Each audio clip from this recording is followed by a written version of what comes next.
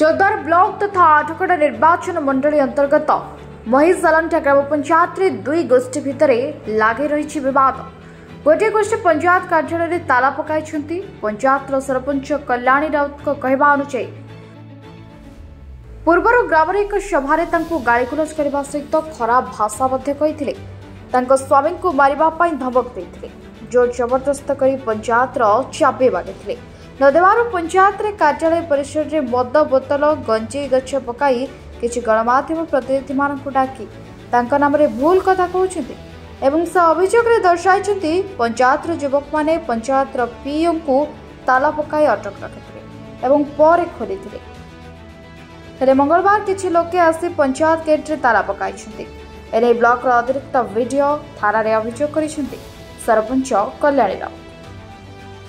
आगक जदि न्याय न मिले तेज प्रशासन कौन जदि कार्यानुष्ठान न निए तेज निर्वाचित लोक प्रतिनिधि सहित जनसाधारण राजरास्ता को ओह्लाइबे बोली चेतावनी देते।